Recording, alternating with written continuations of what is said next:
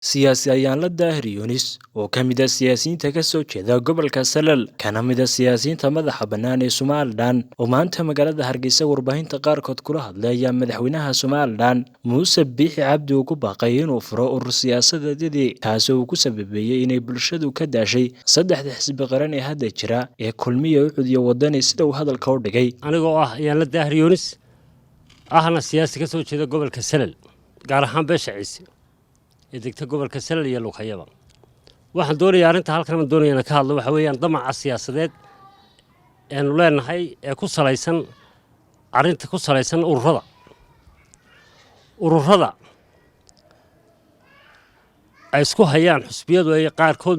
Faysal Calurawaad maalintii uu hadlay BBC ka hadlay arintaas arin aad iyo aad ugu xanaaqay baaxay Faysal waxa la weydiiyay urur in la furayo ururadii maxaad ka aaminsantahay ururada haddii la furo buu yiri waa kala tagi Somaliland arintaas waa arin aad iyo aad Faysal leeyahay inaad xal ka bixiso oo ka noqoto aan ugu baaqay weeyaan waxa weeyaan Faysal Cali wuxuu arintaasi ururada haddaan nahay waa arin aan dareynayno weeyaan ururadena saddex xusbiyo isku reerinay meesha joogan raali kamaneen ila suuqa dul haystana sax ma طبعا maanta hadaan beelihii darfiyada nahay aan doonaynaa waxa weeyaan in aan ururadi ka qayb qaadano oo saddex xusbi oo loo dhan yahay ay meesha yimaadaan madaxweynaha waxaan ugu baaqaynaa hadii ayna ururada aan la furin doorashada qaban baleena waxa la wax dalo loogu jirtaa ma jiraan waxa weey Faysal Calwana xaala ka bixi kelmadda Somaliland baa lagu kala tagay hadii ururadi la furo waa kelmad way xeerkan doorashooyinkii ugu horeeyay uu ku yimid Faysal maxaa ku raa xusbiga wadani wuxuu ku yimid ururadii baa la furay وشرعي ويان مركا إنه رضا دب لو قلنا قضاء الفراوح شرعي ويان وأنا لقينا قنكرين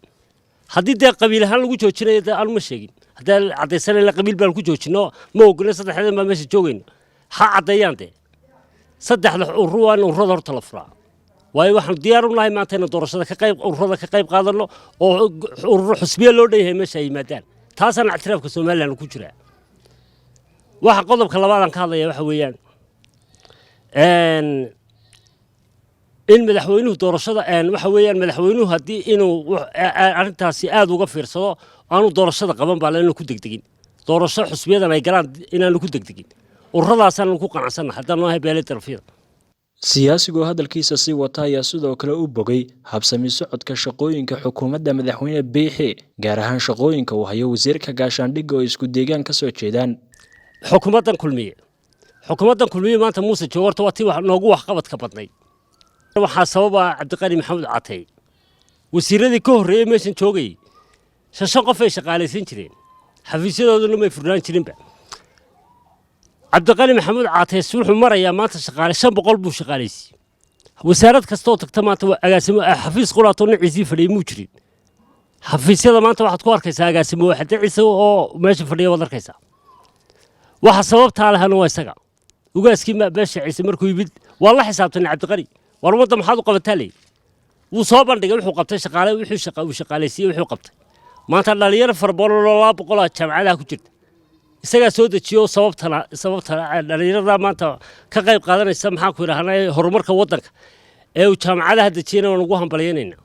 ugaaskuna ugu duceeyay wax qabadkiisii de markuu soo bandhigay la garnaqsaday de wuxuu qabtay buu soo bandhigay waa lagu duceeyay ugaaskuna maanta ninka raaca buu yiri horta Cabdiqani waa ka weeyaan ninka maanta ugu wax qabadka badan weeyaan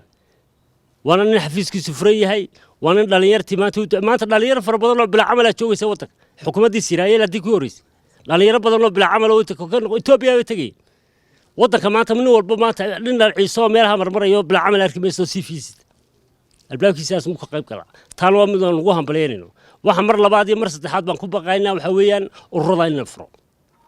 دورشة سواء كوجلينا ما تون كوفوتين وأرضا ويان دورشة كلام ما تملحتوا العالم قليل